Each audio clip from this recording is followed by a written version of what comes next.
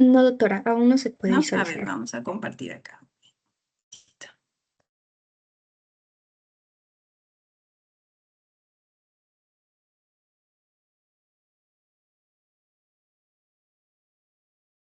¿Ahora la pueden ver? Doctora, ahora sí se visualiza. Se puede ver la presentación. ¿Se me escucha bien?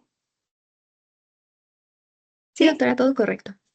Ok, empezamos entonces. Buenas noches con todos. Mi nombre es Cintia Mendoza León y soy médico neumóloga y vamos a tratar este tema interesante, urgente en nuestra realidad, ¿no? En América y sobre todo acá en Perú. Los temas a tratar, he tratado de resumirlos en estos puntos que creo yo son los más importantes. La situación actual de la tuberculosis, cuál es la prevención primaria y secundaria, el diagnóstico de infección, la terapia preventiva de tuberculosis, el diagnóstico de enfermedad, que hay que diferenciarlo, el tratamiento en sí de la enfermedad, el seguimiento de los pacientes y algunas recomendaciones finales. La tuberculosis es una enfermedad, para irnos poniendo en contexto, muy antigua, ¿no? Muy, muy antigua y descrita ya desde Hipócrates, y probablemente sea la enfermedad con mayor mortalidad y con mayor casos de enfermos de toda la historia de la humanidad. A ver, un momentito.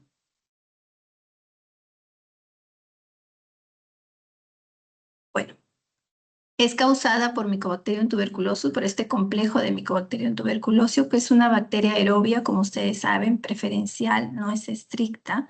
Puede estar también en medios que no son estrictamente aeróbicos. Es inmóvil, sensible a la luz y importante dentro del bacilo es que tiene una pared celular muy resistente.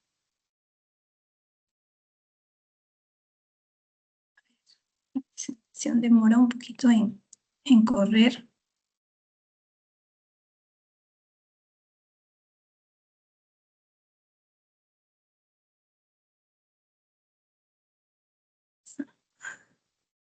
Sí, está demorando en avanzar.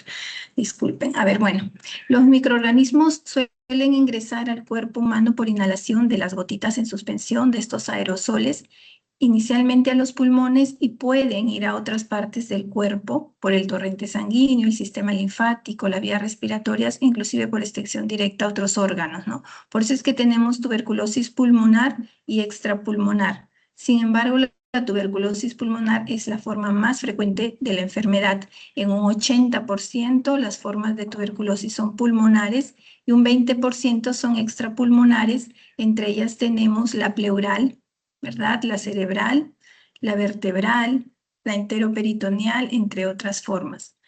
En todo el mundo vamos a irnos situando para ver el contexto, la realidad actual de la tuberculosis, ¿no? En el mundo es la 13ª causa de muerte, es una enfermedad muy mortal después del COVID y mucho más mortal que el VIH, el SIDA y otras infecciones. Entonces, en el 2019, en este reporte de la OMS, nos dice que la tuberculosis es la enfermedad infecciosa que más muertes causa en el mundo. Miren, 22.900 personas murieron por tuberculosis en el 2019, incluyendo ellas un grupo de la coinfección TB-VIH que fueron 5.900. Ya cuando vino la pandemia, el COVID nos llevó a un subregistro de los casos de tuberculosis. Se retrocedió más de 10 años en lo que se había avanzado, ¿no? En los registros, en la identificación de los casos de tuberculosis, y se estimó un número de casos, comparando con los reportados para el 2019 de tuberculosis de 10 millones, de COVID de 238 millones. Sin embargo, miren que la mortalidad al lado derecho es del 15% en tuberculosis y del 2% para el COVID hasta ese momento del reporte de Global Tuberculosis del 2020. Continuamos en el tiempo y vemos que en el 2023, esta es una evaluación de la región de las Américas, hay 342.000 personas que enferman de tuberculosis, que enfermaron de tuberculosis en el 2023, y siempre hacen un corte con el 2015 para poder ver en cuánto es el aumento, en cuánto es la mejora, ¿no? Sin embargo, hay un aumento del 20% comparado con el 2015.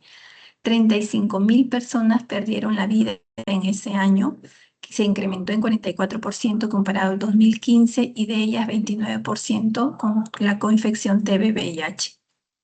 76.000 casos no fueron diagnosticados ni tratados. Y miren este dato sumamente importante, ¿no? Cada día cerca de 100 personas pierden la vida por tuberculosis y 900 personas se enferman. Ya para el 2024, la OPS reporta números muy similares a los del 2023, 350.000 casos de tuberculosis. De ellos, 2% con tuberculosis resistente a rifampicina o MDR, 9% con coinfección TB-VIH y menores de 15 años, 4,7%. Entonces, fijen este dato, que la incidencia es de 34 casos por cada 100.000 habitantes. Es una incidencia promedio de las Américas, de la región de las Américas. Pero luego vamos a verlo en cuánto está comparativamente, en cuánto está la incidencia con nuestro país. En cuanto a la mortalidad, se estimó muy similar al año anterior, que fueron 35.000, en el 2024 30.000, no hubo mucha variación. Lo que nos reporta MINSA, hasta el último reporte, es esta incidencia. Miren, la incidencia más alta está en Lima Centro, con 76 casos por 100.000 habitantes, seguido de Loreto y Ucayali, que están en rojo, como pueden ver aquí en la gráfica, con 75 y 74 casos. Lima en general, 53 casos, Madre de Dios, 52, Callao, 51 por 100.000 habitantes, y los que menos incidencia tienen están Cajamarca, Cerro de Pasco. Entonces, hablábamos de que la incidencia en la región de las Américas era de 33 casos en promedio, pero nosotros, nuestra incidencia hasta el 2022 es mucho más alta, ¿no? Y de estos, el 12% tenían algún tipo de resistencia, siendo la más frecuente la tuberculosis MDR dentro del grupo de resistente. Ahora, ya el último reporte de la OPS-OMS, miren a Perú. En el primer puesto está Haití, con 101 casos por 100.000 habitantes, y Perú con 94 casos por 100.000 habitantes, reportándose 31.685 casos en ese año. Sin embargo, cuando vemos cuántos pacientes a través de pruebas rápidas pueden ser diagnosticados, encontramos a Perú en la parte final, ¿no? 31%. O sea, nuestra detección es muy pobre. Nuestra detección, nuestro diagnóstico rápido en este otro gráfico es del 1%. La cobertura de nuestro tratamiento también es muy bajo, estamos entre los últimos lugares con cobertura del 54% aproximadamente. Hay países que superan las coberturas mínimas, que son del 80%, ¿no? Como es Brasil, Costa Rica, Canadá, que llegan más del 90%. La norma técnica de salud actual, la última publicación fue la del 2024 del MINSA, nos habla de que tenemos que trabajar con prevención primaria y prevención secundaria, ¿no? Dentro de la prevención primaria está la vacuna de BCG, que se coloca a los recién nacidos para evitar las formas graves y las formas diseminadas de tuberculosis, no las formas pulmonares. La información y educación continua, tanto al personal de salud como a los pacientes. Las medidas de control de infecciones, de las que vamos a hablar un poquito, y las medidas de bioseguridad. Y dentro de la prevención secundaria, el estudio de los contactos del caso índice, el diagnóstico de la infección latente, la terapia preventiva para los que salgan positivos para infección latente, el tamizaje sistemático y el diagnóstico de tuberculosis.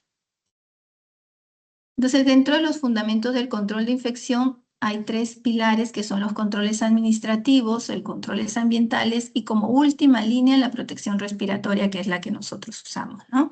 Los controles administrativos, la OMS nos dice en 2022, dentro de sus normas para la prevención de la transmisión, que lo más importante es la identificación y el diagnóstico inmediato.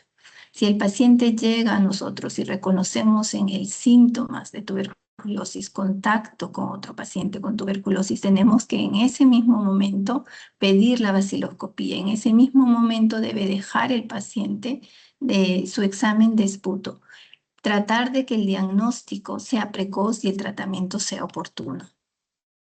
Dentro de los controles ambientales, hay que reducir la concentración de los aerosoles en el aire mediante la ventilación, ambientes con ventilación con presión negativa, sobre todo los ambientes hospitalarios, la ventilación natural, sistemas de filtración de aire como los filtros HEPA o luz ultravioleta. Dentro de la ventilación natural deben de haber en los lugares, sobre todo consultorios, salas de aislamiento, salas de broncoscopía, recambios de aire certificados, ¿no? Que nos aseguren que el recambio de aire es al menos de 6 a 12 por hora, que haya ventilación cruzada, o sea que la corriente de aire entre las ventanas y las puertas sea opuesta para tratar de controlar de manera ambiental el vacío.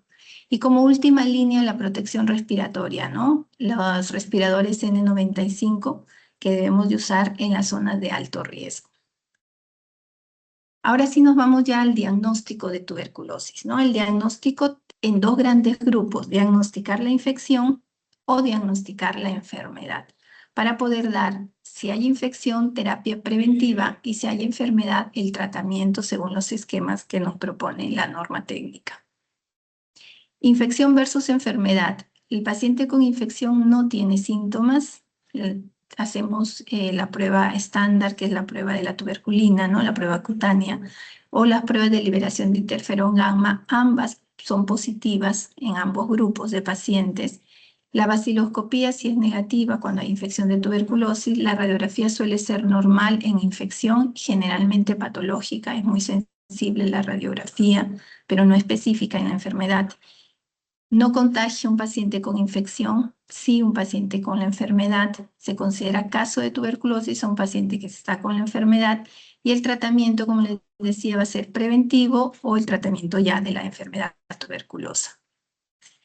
Entonces, para el diagnóstico de la infección o la infección latente, como se llama en la norma técnica, tenemos la prueba de tuberculina o mantos, conocida así, en la que en la cara interna del paciente se inyecta de manera intradérmica un derivado proteico del bacilo de tuberculosis y este va a interactuar con las células T, CD4 para producir la liberación de citocinas si es que el paciente ha tenido exposición previa a tuberculosis. Si no, no va a haber liberación de citocinas y por ende no habría respuesta inflamatoria.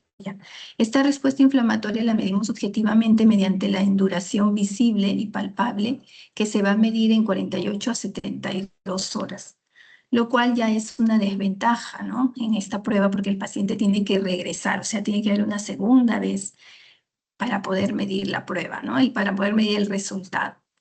Es el método estándar que usamos si se hace en pacientes con contacto de caso índice, grupo de riesgo que ya vamos a ver, o personas con vulnerabilidad para tuberculosis. Es positivo si el diámetro de la induración es mayor de 10 milímetros en inmunocompetentes y si hay algún tipo de inmunodeficiencia como VIH, desnutridos, pacientes con corticoterapia prolongada o tratamientos antineoplásicos, si es mayor de 5 milímetros. Sin embargo, hay falsos positivos, como aquellos pacientes que han sido recientemente vacunados o hay muy poco tiempo entre la vacuna de la BCG o han sido vacunados en la edad adulta, ¿no? O falsos negativos cuando pacientes tienen alteración de su inmunidad celular y no va a haber respuesta, no va a haber induración. Y las desventajas que encontramos son los errores en la administración o los errores en la medición de la induración. Los SIGRAS. Los SIGRAS es una prueba alternativa al PPD que se han empleado, en la que se emplean diferentes antígenos micobacterianos para la estimulación de las células T y detectar la liberación del interferón gamma, que es uno de los principales, ¿no? Tenemos los cuantiferón TB Gold o el cuantiferón TB Plus, que es mejor. Igual se aplica en pacientes con contactos de caso índice, grupo de riesgo y personas con vulnerabilidad para tuberculosis. Los resultados ustedes se los van a dar como positivos, que nos indica o infección latente o enfermedad.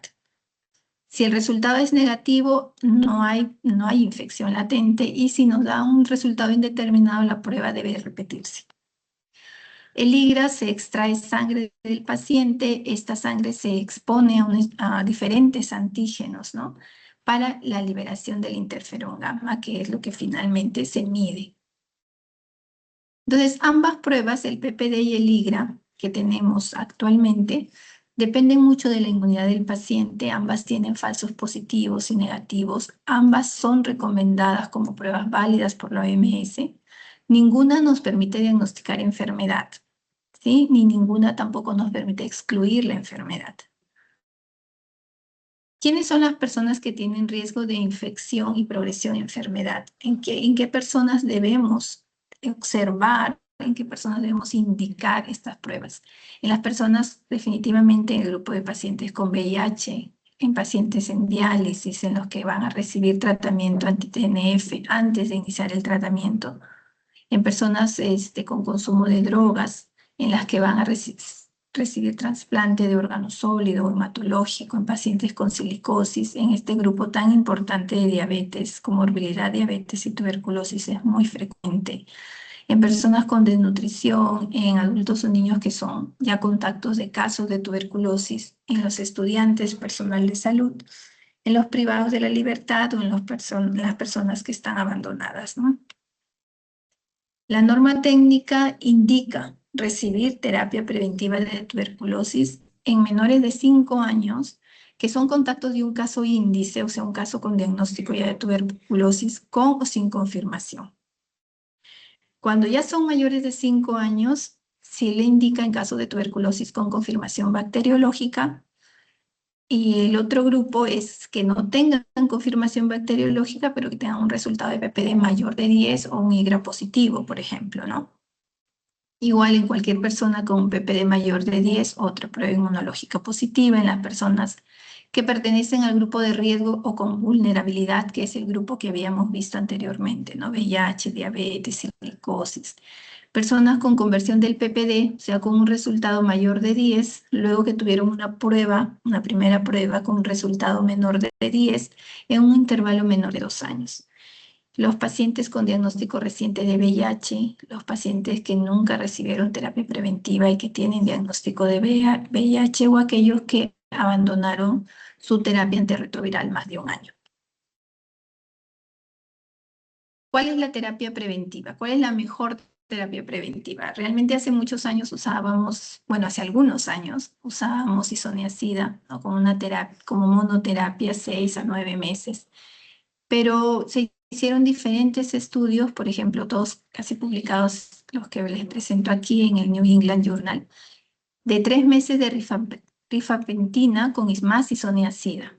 Ambos juntos, de 4 meses con rifampicina versus 9 meses de isoniazida, que era lo que usábamos para la tuberculosis latente, de un solo mes de rifampicina, perdón, más isoniazida, ¿no? De todos ellos, miren, hay diferentes esquemas, diferentes estudios, y en las guías del CDC ven, por ejemplo, en este cuadro, 3 meses de isoniazida más rifampicina, pero semanal. 3 a 4 meses de rifampicina diario. 3 meses de isoniazida más rifampicina diario. 6 meses de isoniazida o 9 meses de isoniazida, que era lo que habitualmente veníamos usando. Y de todos estos, ¿cuál fue la recomendación final, no? Que los regímenes cortos, los de 3 a 4 meses, basados en rifamicinas incluye a rifampicina y a rifampicina, son preferibles a la monoterapia prolongada con isoniazida, que era lo que usábamos, ¿no? 6 a 9 meses para el tratamiento de la infección latente por tuberculosis. Esto publicado en el 2020. y con el cambio ya en nuestra última norma técnica que lo vamos a ver más adelante.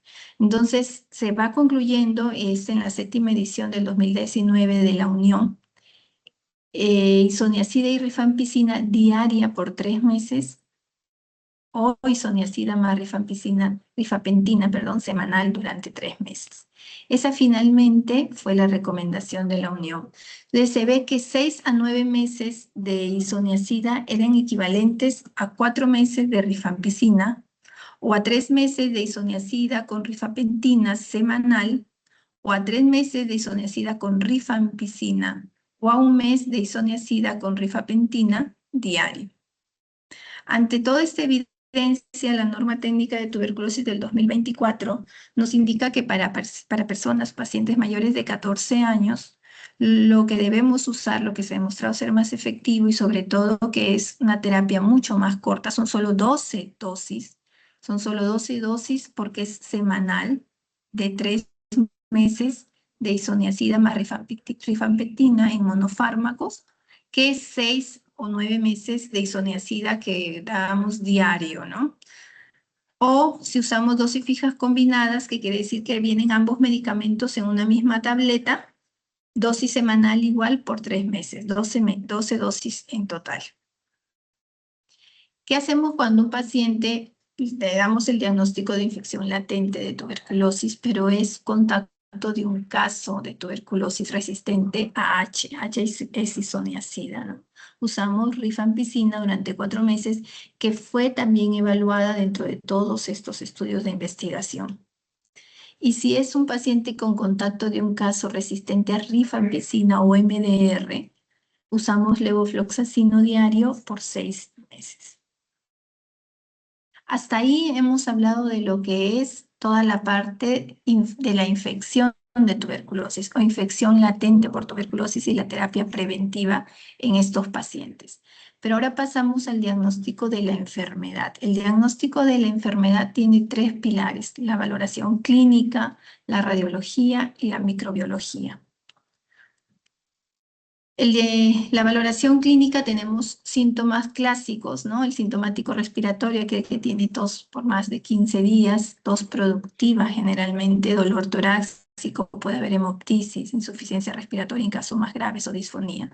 Y síntomas constitucionales generalmente en niños, en personas mayores, ¿no? Como malestar general, fatiga, fiebre, la sudoración principalmente vespertina, la pérdida de apetito, la pérdida ponderal. La radiología.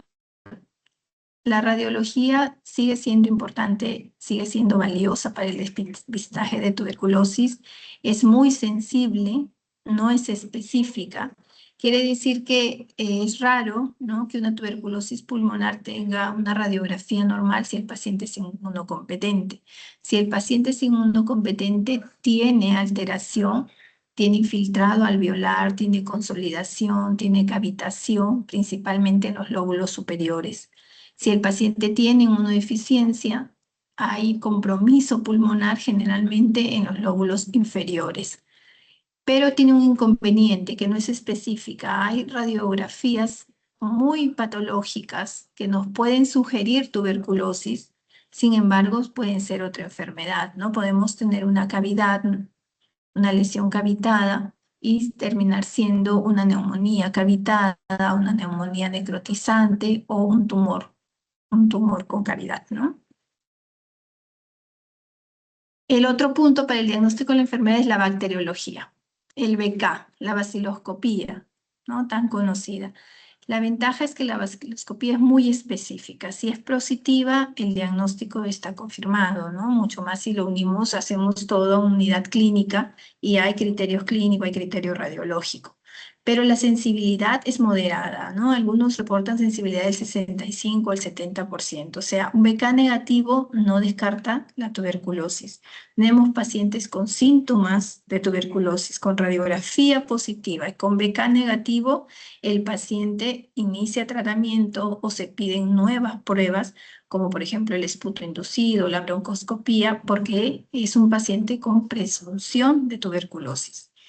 Si no, antes de que tuviéramos las pruebas moleculares de las que vamos a hablar luego, El paciente tenía criterio clínico, que tenía criterio radiológico, pero era bacteriológicamente negativo, ingresaba al tratamiento hasta esperar el resultado del cultivo. Lamentablemente los cultivos sólidos tienden a ser muy lentos, ¿no? 1 mes a 2 meses es el resultado final de un cultivo y ingresaban hacia tratamiento. Entonces la sensibilidad es baja, ¿no? Es muy específico, pero la sensibilidad moderada. Recomendamos 2 muestras siempre de esputo. Después de 2 muestras, ya la sensibilidad no nos va a dar mayor rendimiento. Ya hay una variación entre el segundo y tercer esputo de 5% nada más. Entonces, la primera muestra inmediatamente decactado el paciente, ¿no? Y la segunda muestra idealmente ya al día siguiente en un paciente en ayunas.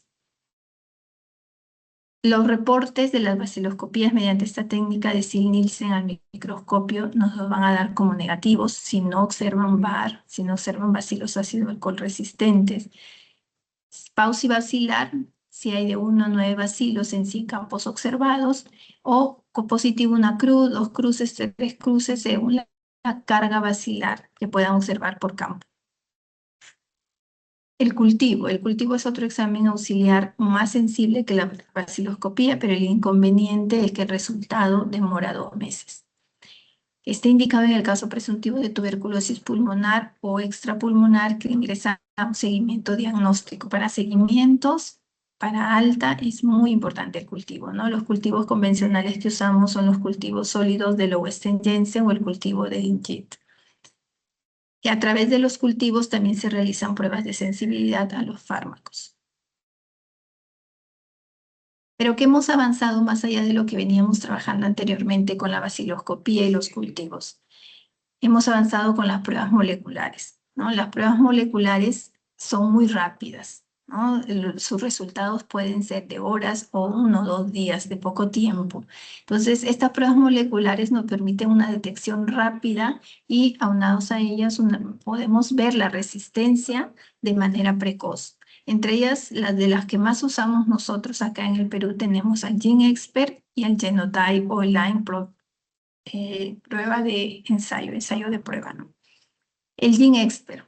El GenExpert tiene mayor sensibilidad que las baciloscopías. Miren, necesitamos para que una baciloscopía sea positiva aproximadamente 10.000 bacilos. Para un GenExpert, dependiendo de cuál de ellos sea, podemos necesitar hasta 13 bacilos nada más. Nos permite un diagnóstico rápido de la enfermedad y a la vez detecta las mutaciones para la resistencia de rifampicina. Está basado en PCR en tiempo real, ¿no? Que detecta el ADN del Mycobacterium tuberculoso y las mutaciones del ADN de la resistencia. No es para monitoreo, no es para seguimiento. El cultivo sí es para seguimiento, recuérdenlo, porque no diferencia bacilos vivos de muertos. La prueba es sencilla, puede hacerse en un laboratorio pequeño, ¿no? Porque son máquinas muy pequeñas que usan cartuchos ya predeterminados que solamente deben de insertarse y el tiempo de resultado es menor de 2 horas. Podemos nosotros en menos de 2 horas tener el diagnóstico de tuberculosis y la resistencia a rifampicina. Amplifica el número de bacilos en muy corto tiempo y puede ser positivo, miren, solo con 131 bacilos por centímetro cúbico de muestra, si es el GenExpert en TB, si es el Ultra, seccionan los cartuchos Ultra con 13 a 16 bacilos, comparado con los 10.000 bacilos que necesitamos para un BK positivo, ¿no? Entonces nos ayuda a aumentar la detección de la enfermedad. Tenemos al GenExpert Ultra y al MTV Rift. Ambos tienen una sensibilidad y una especificidad que supera el 90%, o sea, altos. Es alta, ¿no? La exactitud diagnóstica nos da mejores resultados para el tratamiento con el GenExpert, que en las guías internacionales se recomienda como un test inicial para el diagnóstico de tuberculosis, inclusive reemplazando la baciloscopía, porque tenemos una detección más rápida, con menor carga bacilar, no necesitamos tener una enfermedad avanzada, una enfermedad que tenga ya mucha carga de bacilos para poder tener el diagnóstico y a la vez nos da la resistencia a rifampicina, que es una de las drogas más importantes. Tenemos también ya ahora el Expert MTV para ver drogas de segunda línea, como resistencia a drogas de segunda línea, como las fluoroquinolonas, mediante la mutación de los gen girasa A, B o también de las inyectables de segunda línea, en estas dos mutaciones, de la etionamida con la mutación de LINA-P, la isoniazida con 6 mutaciones, ¿no? Entre ellas la más frecuente, la CAT-G.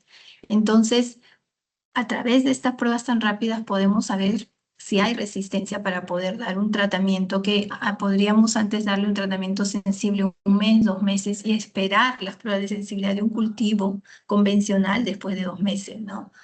Y recién ahí hacer el cambio de tratamiento. El otro examen o otra prueba molecular que usamos muy frecuentemente es el genotype. El genotype también da un diagnóstico rápido de tuberculosis, detecta también la presencia del ADN, pero necesita mayor amplificación del ADN. Y por eso es que necesita o es preferentemente indicada en pruebas de baciloscopía positiva. Y nos sirve más para detectar resistencia, ¿no? Más para detectar resistencia porque es un PCR convencional. Tampoco debe usarse para el monitoreo de la respuesta al tratamiento. Ahí vemos que es una muestra de ADN que se amplifica a través de la técnica del PCR convencional. Usamos también un cultivo de medio líquido como el NGIT para cultivos positivos de tuberculosis y para resistencia, ¿no? Para resistencia de primera y segunda línea, pero el tiempo es mayor, ¿no? Esa es su desventaja. Miren, en este cuadro vemos que la baciloscopía se puede leer en el mismo día el cultivo de medio líquido de NG 42 días, el cultivo sólido que habíamos conversado 2 meses, 60 días, las pruebas de diagnóstico molecular un día, ¿no? El ensayo de sonda en línea, el genotype en 3 días, y si hacemos pruebas de sensibilidad por medios de cultivos como el NG, 25 días. Entonces la diferencia con las pruebas moleculares en tiempo es muy, muy, muy grande, ¿no?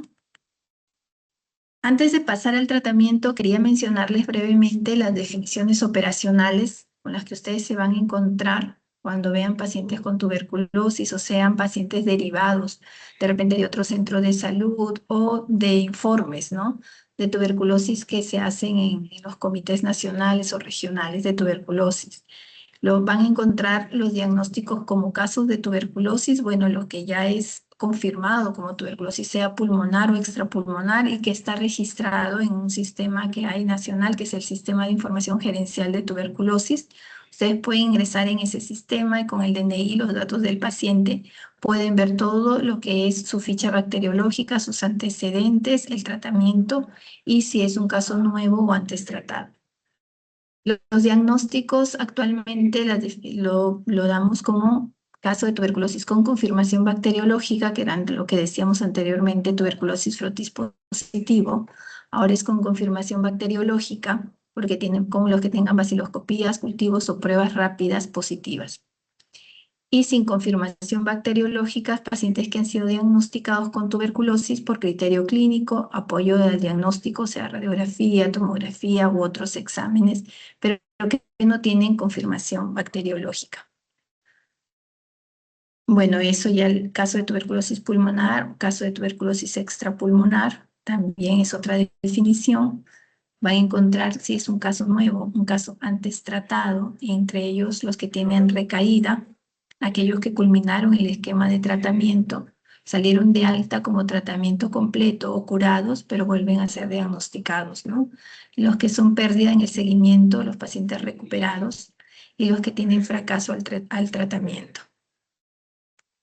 El caso índice es la persona con diagnóstico de tuberculosis. El contacto de un caso índice, sensible o resistente, ¿no? Son los términos con los que ustedes se van a encontrar. Tuberculosis sensible, que no tiene resistencia a isoniazida ni rifampicina, y dentro de las tuberculosis drogoresistentes, las DR, están la resistencia a isoniazida, la resistencia a rifampicina, como RR, las tuberculosis multidrogoresistentes, las MDR, que son resistentes a isoniazida y rifampicina a la vez, ambas. Las tuberculosis preextensamente resistente o los pre-XDR son aquellos que son resistentes a rifampicina o son MDRs, pero a eso se agrega resistencia a alguna fluoroquinolona como levofloxacina o moxifloxacina. o ciprofloxacino también. Y las tuberculosis extensamente resistentes, las tuberculosis XDR, son aquellas tuberculosis MDR con resistencia a fluoroquinolonas y al menos a un medicamento del grupo A, que vamos a revisar ahora los grupos de fármacos. En el grupo A está la bedaquilina o el linezolid.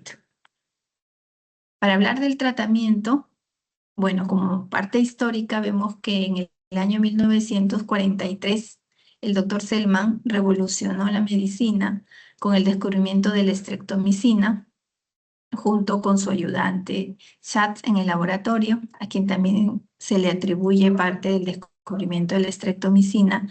El doctor Selman ganó el premio Nobel debido a este descubrimiento en el año 43, a pesar de que en 1912 ya se había conocido la isoniazida, ya se había descubierto la isoniazida, pero como un fármaco antipsiquiátrico, ¿no? No inicialmente como un fármaco antituberculoso. Entonces, se empezó los tratamientos con estreptomicina para tuberculosis y en esta década de 1950-1960 se hicieron muchos ensayos clínicos. Se atribuye el primer ensayo clínico lectorizado doble ciego a los fármacos antituberculosos, en los que se exponen, se hacen dos grandes grupos, ¿no? De las dos ramas. A los pacientes se les indica reposo más placebo y reposo más estreptomicina en estos años, ¿no? Y miren cuántos fármacos se empezaron a estudiar: cicloserina, piracinamida, isoniazida, que ya venía anteriormente, tionamida, etambutol y rifampicina. Ya con los años, la última clasificación de la OMS lo divide en grupos. Hay que tener en cuenta que en el grupo A, que es el que nos va a dar la definición de tuberculosis XDR, está el levofloxacino, moxifloxacino, estas quinolonas, la bedaquilina y el linezolid, que serían los principales. ¿Cuáles son los objetivos más importantes en el tratamiento de la tuberculosis? Tres principalmente, ¿no? Disminuir lo más rápido posible la posibilidad de que el enfermo se agrave y se muera, ¿no? Porque hemos visto al inicio que la mortalidad es muy alta. Es la enfermedad infecciosa con mayor mortalidad, más que el VIH y que otras infecciones. Disminuir los síntomas del paciente y disminuir la capacidad de que infecte, ¿no? Un paciente con una cavidad está infectando, infecta más o menos a 20 personas. Entonces, mientras más rápido podamos dar tratamiento y disminuir la contagiosidad, es mejor, ¿no? Curarlo, pero que no recaiga. Y evitar que haga resistencia. Entonces, para poder orientar el tratamiento con el primer objetivo, disminuir lo más rápido posible los síntomas, la capacidad infectante y curar al paciente, necesitamos fármacos con capacidad bactericida, capacidad para matar los bacilos en esta fase de multiplicación rápida, ¿no? Que están metabólicamente muy activos y localizados en las paredes de las cavernas principalmente. Y el fármaco con mayor capacidad bactericida es la isoniazida. La isoniazida en los primeros 3 días del tratamiento está demostrado que tiene una alta capacidad bactericida. Seguido en orden de frecuencia, como están mencionados en la lista de abajo, por rifampicina, levofloxacino, moxifloxacino, linezolid, bedaquilina, delamanid, los carbapenems, amicacina, estreptomicina y en menor poder bactericida la etionamida, ¿no? ¿Qué fármaco debemos usar para evitar las recaídas, ¿no? Curar al paciente, pero que no recaiga. El paciente tiene que recibir fármacos también con capacidad esterilizante para este grupo, para esta población de bacilos intermitentes, bacilos que no están en un crecimiento rápido, que están persistentes, pero que tienen un estado metabólico durmiente, ¿no? Esos son los responsables de las recaídas. Entonces necesitamos una buena fase de esterilización, medicamentos esterilizantes, y también a la vez nos permiten acortar el tiempo, la duración del tratamiento. El principal de ellos es la rifampicina, seguido de la piracinamida, moxifloxacino, levofloxacino, linezolid, bedaquilina, clofazimina, delamanid y los carbapenem, meropenem y imipenem. Y nuestro tercer objetivo para tratar una tuberculosis es evitar la selección de resistencias. Las resistencias pueden ser naturales, pueden ser primarias, pueden ser secundarias. Es un tema muy amplio. hablar de las resistencias, pero para evitar las resistencias en nuestros objetivos de tratamiento debemos de asociar fármacos, ¿no? La tuberculosis no puede ser tratada con un fármaco, deben asociarse 3 a 4 fármacos para evitar las resistencias. Entonces, ¿cómo armamos un esquema, no? ¿Cuáles son los requerimientos mínimos para diseñar un esquema de tuberculosis, ya sea sensible o resistente? Hay que basarnos en estos mismos pilares. Al menos 3 o 4 fármacos nuevos que sean realmente eficaces. 2 que tengan buena actividad bactericida, que pueden dejar de darse cuando ya negativizó el paciente. 2 con buena actividad esterilizante, que van a evitar las recaídas, van a acortar el tiempo de tratamiento y que deben mantenerse desde el inicio hasta el final del tratamiento. Y un tiempo, ¿no? Por diferentes estudios ha sido evaluado cuántos meses de tratamiento para curar sin recaídas. La Organización Mundial de la Salud, en esta última guía que publica, nos lleva a que la norma técnica de tuberculosis publicada por el MINSA renueve el tratamiento, cambie, actualice los tratamientos que usábamos anteriormente de manera grande, ¿no? Porque usábamos, por ejemplo, para los pacientes con MDR tratamientos de 12 a 18 meses, todos con inyectables. Ahora las propuestas de los diferentes estudios es usar tratamientos cortos, ¿no? Orales. Entonces, estos son los últimos esquemas del 2024 publicados en la norma técnica de salud. Para pacientes con tuberculosis sensible, que lo vamos a ver en más detalle, que es el grupo de pacientes que más van a ver. Para el grupo de pacientes con tuberculosis resistente a isoniazida, 6 meses de rifampicina, etambutol, piracinamida, y la isoniazida, la que es resistente, es reemplazada por levofloxacino. Estos eran esquemas de 9 meses que ahora se han acortado a 6 meses. Y aquí vienen los esquemas nuevos, ¿no? Los esquemas orales para tuberculosis MDR, el Bipal, 6 meses. Imagínense, de 18 a 24 meses pasamos a tratar con inyectables, con parte del esquema inyectable, pasamos a tratar solo con 6 meses oral, con bedaquilina, protonamida, linezolid y moxifloxacino.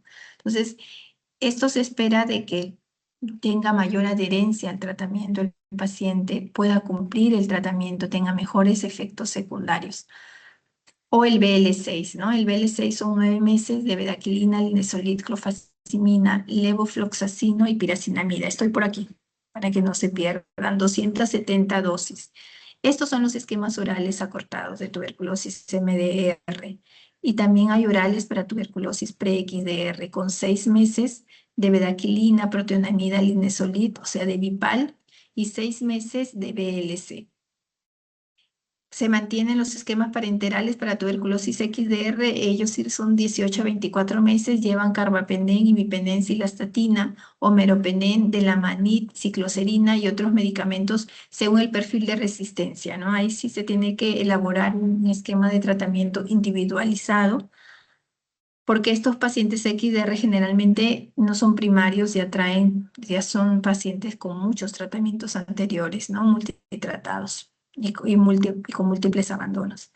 O algún tipo de tratamiento modificado según el paciente presente alguna comorbilidad, como los pacientes con hepatopatía o los pacientes con enfermedad renal crónica que tienen que recibir tratamientos diferenciados o los pacientes que tengan algún antecedente de reacción adversa a medicamentos. ¿En quiénes está indicado un esquema para tuberculosis sensible? En pacientes que tengan tuberculosis pulmonar o extrapulmonar, los pacientes nuevos, que ya lo hemos definido antes, o los antes tratados, adultos, niños con o sin infección por VIH. Los pacientes con VIH recibían un esquema diferente. Ahora reciben el mismo esquema que los pacientes sin coinfección por el VIH, ¿no?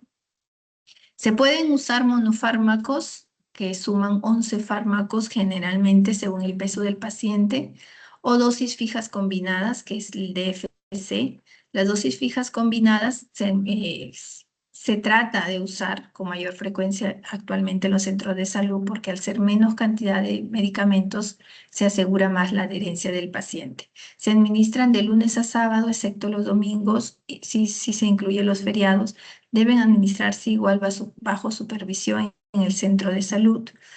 Los casos que no tengan confirmación bacteriológica o no tengan pruebas de sensibilidad a isoniazida y rifampicina y sin factores de riesgo para tuberculosis drogoresistente deben ser tratados también con esquema sensible. Este es el esquema para tuberculosis sensible. 6 meses en 2 fases, esto sí no ha variado. 2 meses de isoniazida, rifampicina, etambutol y piracinamida. Hay países que tienen esquemas diferentes en los que ya no, que usan solo 3 drogas, pero nosotros nos hemos mantenido con 4 drogas diarias, 50 dosis la primera fase, y la segunda fase 4 meses de isoniazida y rifampicina diario. Antes era 3 veces por semana. No, el esquema actual es que la segunda fase también sea diario, 100 dosis, en total 150 dosis del esquema para tuberculosis sensible.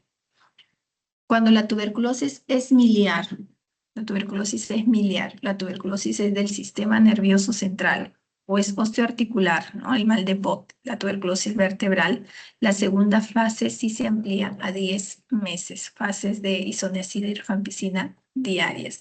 La tuberculosis miliar es una emergencia, ¿no? Igual que la tuberculosis del sistema nervioso central, deben ser tratadas aún sin confirmación bacteriológica.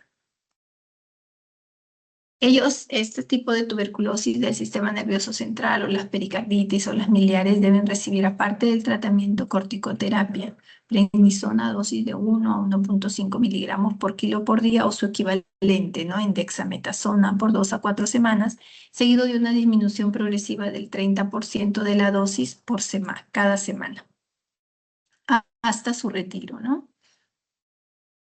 Este es un esquema de dosis fijas combinadas sensible, en el que vemos la primera fase de RHZE para pacientes que generalmente pesan, la mayoría en este grupo, suelen recibir 3 a 4 tabletas de las dosis fijas combinadas en la primera fase, ¿no? Que antes recibían 11 tabletas, más la piracinamida más la piridoxina, perdón, era dos o tres tabletas más, ¿no?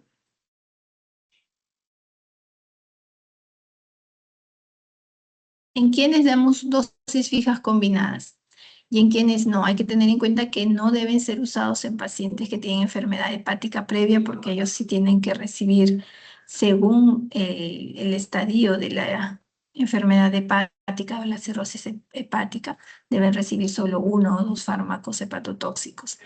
Entonces, en ellos no podemos dar en la misma tableta de dosis fijas combinadas. En la misma tableta, como ven acá, vienen los 4 medicamentos, ¿no? Las 4 drogas, RHZE. Entonces, en estos pacientes con casos especiales, con comorbilidades como los pacientes renales, las insuficiencias hepáticas o los que tienen antecedentes de RAM, no se puede dar dosis fijas combinadas, se tiene que dar monofármacos. Una vez que el paciente ya tiene el diagnóstico, ya empezó el tratamiento, ¿cómo debemos hacer el seguimiento, no? Inicialmente, todo paciente de manera basal debe contar con un hemograma, con glucosa, con creatinina, con perfil hepático, con prueba para VIH. Las mujeres con prueba de embarazo, radiografía de tórax, todos deben tener prueba de sensibilidad. En las guías antiguas, pruebas de sensibilidad, los pacientes con factores de riesgo para resistencia. Solo a ellos les corrían pruebas de sensibilidad. Ahora no, todos los pacientes tienen que tener pruebas de sensibilidad. Vaciloscopías que se piden de manera basal y mensual. Los cultivos de esputo que se piden al inicio, al terminar la primera fase, al terminar la segunda fase para el alta. Evaluación por enfermería mensual, evaluación por el médico del centro de salud, por la trabajadora social, psicología, en la final de la primera y segunda fase, evaluación nutricional, planificación familiar, control de peso es mensual y el seguimiento si tienen alguna comorbilidad. El perfil hepático se repite al terminar la primera fase, la radiografía siempre al terminar la primera fase y al final del tratamiento para evaluar el cambio a la segunda fase. Acá hay que tener en cuenta que hay que evaluar el cambio a la segunda fase. El paciente debe empezar el tratamiento con todos estos exámenes basales, porque muchas veces presentan reacciones hepáticas, que son las más frecuentes, y no teníamos un perfil hepático basal normal, ¿no? Que nos indique que no era un paciente que tenía alteración previa a recibir el fármaco. Igual aquellos que hacen insuficiencia renal, ¿no? Que son una de las reacciones adversas que más frecuentemente se pueden encontrar. Bueno, y para ir terminando, la OPS-MS nos da recomendaciones a los profesionales de salud, a nosotros, ¿no? Los trabajadores de salud tenemos un papel clave en permitir el acceso al tamizaje, a la prevención y a la atención de la tuberculosis. Debe incorporarse en todos los servicios esenciales la tuberculosis y las intervenciones para el tamizaje de manera rutinaria. Nosotros tenemos que estar informados y capacitados para garantizar la implementación de los nuevos esquemas de tratamiento acortados.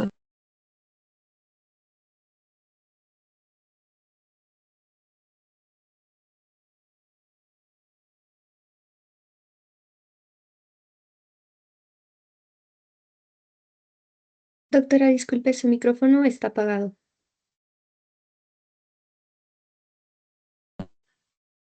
¿Ahora me escuchan? ¿Sí? Sí, doctora. Se cortó hace Sí. poquito. Entonces, el seguimiento del tratamiento es clave, ¿no? Cada paciente que se pierde aumenta el riesgo de tuberculosis farmacoresistente y de nuevas infecciones. Cada persona curada evita entre 10 y 20 nuevas infecciones y previene hasta 2 casos de tuberculosis activa. Entonces, la atención debe ser integral y centrada en la persona.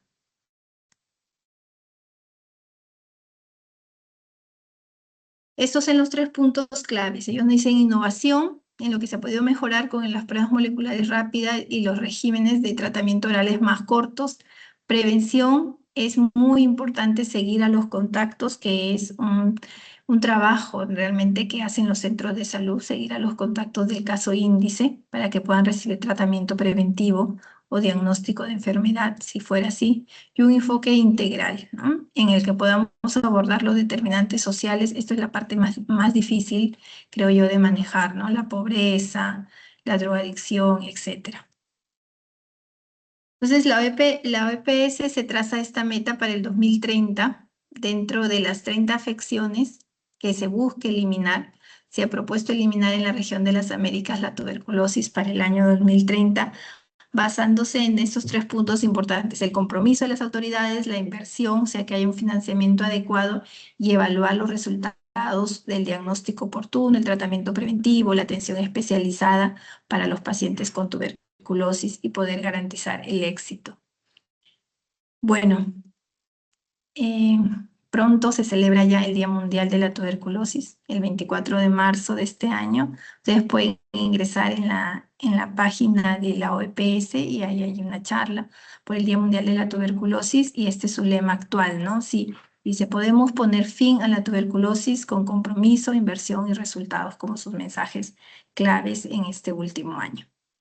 Entonces, bueno, muchas gracias por su atención y quedo abierta para poder escuchar sus comentarios, preguntas, dudas.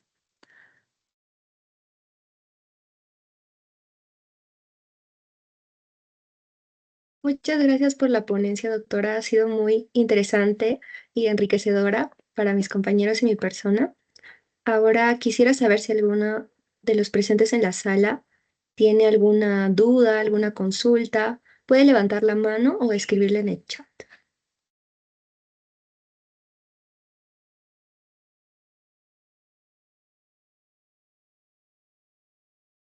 Vamos a esperar unos 2 minutos en lo que envío el post-test.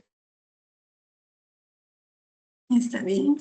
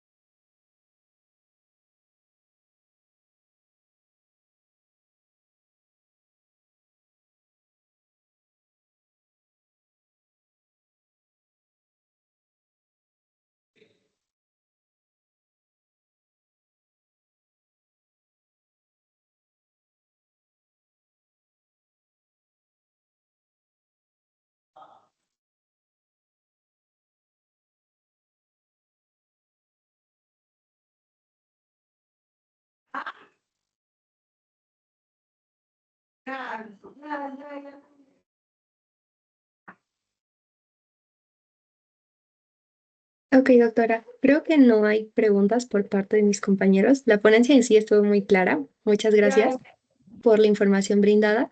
Uno de los compañeros menciona si nos podría compartir las PPTs de la presentación.